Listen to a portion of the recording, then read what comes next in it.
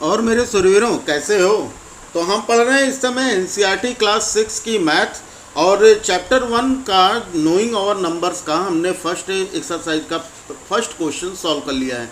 अगर आपने वो वीडियो नहीं देखी है तो उसकी भी लिंक आपको डिस्क्रिप्शन में मिल जाएगी, जाकर पहले से वो वीडियो देख लीजिए क्योंकि बहुत ही इंपॉर्टेंट चीज़ें उसमें आपको बताई गई हैं। तो आज हम उसके आगे का सेकंड क्वेश्चन सॉल्व करेंगे, लेकिन सेकंड क्वेश्चन पढ़ लेते हैं पहले है क्या।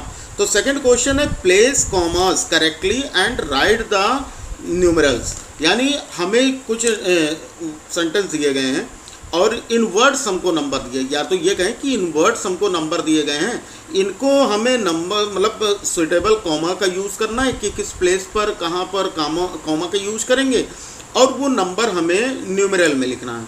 तो इसके लिए सबसे पहली चीज़ तो हमें जानना ये ज़रूरी है कि जो नंबर्स होते हैं, जैसे हमको कहा गया 100 है ना, तो 100 में कितने जीरोज़ होते हैं? 100 में 2 जीरोज़ होते हैं। ये आगे हम नोट करते चलेंगे है ना, ये हो जाएंगे हमारे जीरोज़। कितने जीरोज़ होते हैं? यहीं पर फिर आ जाते हैं 1000 कि 1000 में कितने जीरोज़ होते हैं। तो भाई अगर आप देखोगे तो 1000 में 1 2 3, तो यहाँ पर कितने हो जाएंगे? 3 जीरोज़ होते हैं है ना। ये क्वेश्चन मैंने आपसे लास्ट क्लास में पूछा था कि आपको ये बताना है कि 1000 में कितने जीरोज़ होते हैं, तो काफ़ी सारे बच्चों ने आंसर सही दिया था। तो यहाँ पर 3 जीरोज़ होते हैं। उसके बाद आ जाता है हमारा 10,000। तो 10,000 जैसे 1000 में हमारा कितने 3 जीरोज़ थे, तो 10,000 में हमारे कितने जीरोज़ हो जाते हैं? 10,000 में हमारे हो जाते हैं टोटल 4 जीरोज़। फिर आ जाता है 1 लाख है ना, 1 लाख। तो 1 लाख में कितने जीरोज़ होते हैं? 1 लाख में टोटल 1 2 3 4 एंड 5, तो ये 5 जीरोज़ होते हैं। फिर आ जाता है हमारा 10 लाख। तो 10 लाख में कितने जीरोज़ होंगे भाई? 10 लाख में हो जाएंगे हमारे 6 जीरोज़, 1 2 3 4 5 एंड 6। ये हो गया। बताओ भाई समझ में आ गया? इतने में कोई दिक्कत हो तो बता दो, इतना समझ में आ गया? तो किसी भी नंबर को लिखने के पहले सबसे ज़्यादा ज़रूरी है हमें ये जानना कि उनके प्लेस क्या होंगे। देखो नंबर जो होते हैं वो 2 तरीके से लिखे जाते हैं। एक तो होता है इंडियन सिस्टम है ना, एक होता है इंडियन सिस्टम और दूसरा होता है इंटरनेशनल सिस्टम। तो इंडियन सिस्टम और इंटरनेशनल सिस्टम में क्या डिफरेंस होता है? किसी को पता हो भाई तो बताओ। इंडियन सिस्टम और इंटरनेशनल सिस्टम में क्या डिफरेंस होता है? देखो इंडियन सिस्टम होते हैं, जैसे मान लेते हैं हमारे पास ऐसे नंबर दिए गए 1 2 3 4 5 6 ऐसे, और यहाँ पर भी 1 2 3 4 5 6 ऐसे नंबर दिए गए, ठीक है। इंडियन सिस्टम में हम क्या करेंगे कि इंडियन सिस्टम में पहला जो कॉमा होगा सबसे पहले हम 3 नंबर के बिफोर कॉमा प्लेस करते हैं। देखो लेफ्ट साइड से हमेशा उल्टे साइड से हमेशा काउंट करना शुरू करना, इधर पीछे की साइड से, ठीक है। तो 1 2 3 और उसके बाद सारे कॉमा जो होंगे वो 2 2 के प्लेस पे होंगे। जैसे यहाँ पे 3 किया, अभी मान लो और नंबर्स होते तो हम क्या करते हैं? हम 2 2 के प्लेस पे करते हैं। बताओ भाई समझ में आ गई बात? इंटरनेशनल में क्या करना है हमको? इंटरनेशनल में जो फर्स्ट कॉमा यूज करते हैं, देखो चाहे फर्स्ट हो चाहे जो हो, यहाँ पर हमेशा इंटरनेशनल में जब भी यूज करना तो वहाँ पे हमेशा 1 2 3 1 2 3 1 2 3 हमेशा 3 3 के प्लेस पे करना है, बस इतना सही अंतर है। इंडियन सिस्टम में पहला कॉमा 3 नंबर बिफोर, उसके बाद 2 2 नंबर पे, ठीक है, 2 नंबर बिफोर 2 नंबर बिफोर। और इंटरनेशनल में सारे कॉमास जो होंगे वो 3 3 के डिफरेंस पे होंगे। देखो यहाँ पे 3 के पहले ये कॉमा, फिर 3 के पहले ये कॉमा और फिर 3 के पहले ये कॉमा। बात आ गई ना समझ में? अब हमें कोई नंबर अगर लिखना हो तो सबसे पहले तो हम अपना क्वेश्चन देखते हैं क्या दिया गया। हमको दिया गया 73 लाख। कितना दिया गया? 73 लाख। तो 73 लाख का मतलब कि ये 10 लाख के इसमें आ रहा है 73 लाख।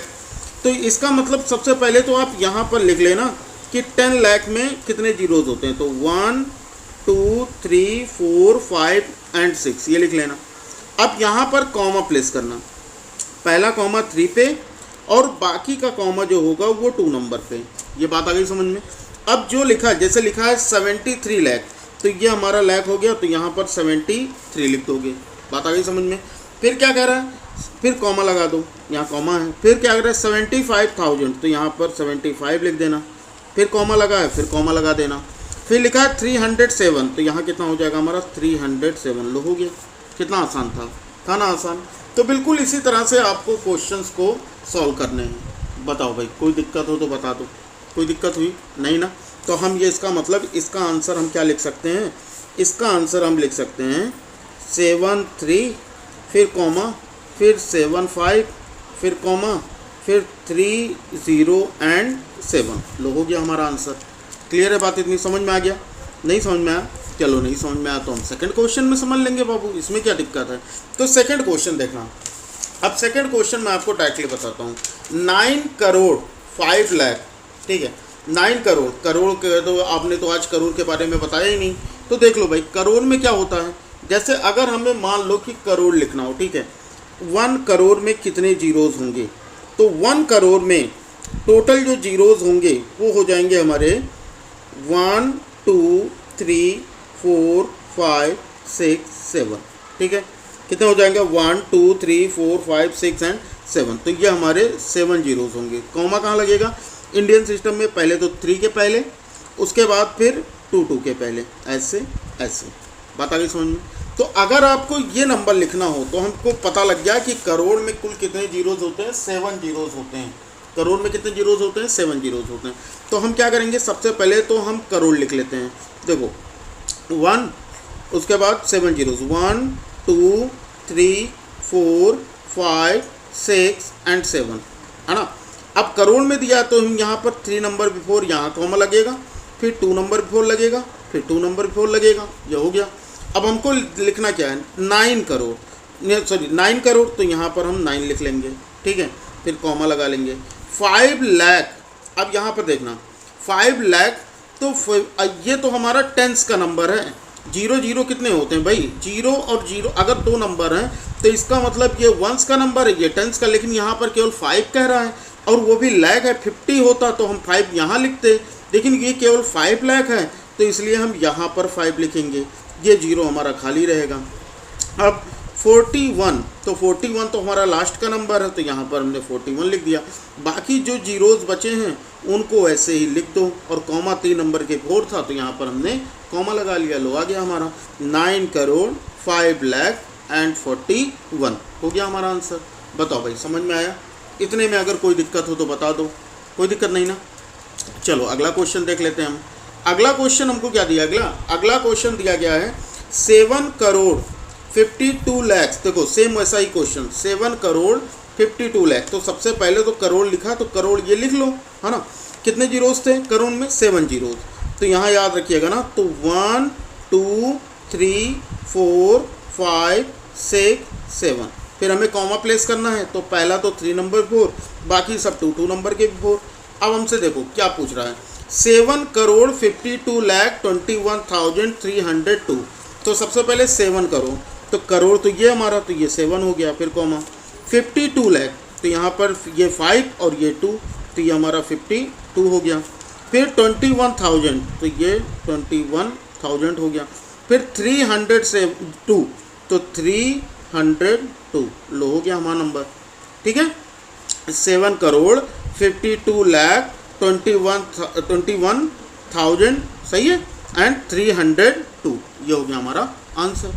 बताओ भाई, समझ में आ गया? कोई दिक्कत हो तो बता देना, ठीक है। अगला क्वेश्चन देख लो, सेम इसी तरह से अगला क्वेश्चन भी हमारा दिया गया है। अगला क्वेश्चन क्या दिया गया है कि 58, कितना लिखा गया है?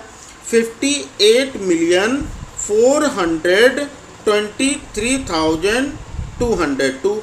अब मेन चीज़ तो ये आ जाती है कि सबसे पहले तो हमको ये पता होना चाहिए कि 1 मिलियन में कितने जीरोज़ होते हैं। देखो 1 मिलियन में कितने जीरोज़ होते हैं, तो 1 मिलियन में 1 2 3 4 5 6, ठीक, कितने हो जाते हैं हमारे? 6। 1 मिलियन में कुल कितने जीरोज़ हो जाते हैं? 6। 1 2 3 4 5 6, तो ये हमारे 1 मिलियन हो गए। अब लेकिन जब मिलियन बिलियन इस तरह करके कुछ दिया होगा तो इसका मतलब वो इंटरनेशनल सिस्टम है। वो कैसा सिस्टम है? इंटरनेशनल सिस्टम है। तो इंटरनेशनल सिस्टम में हम क्या करते हैं बाबू?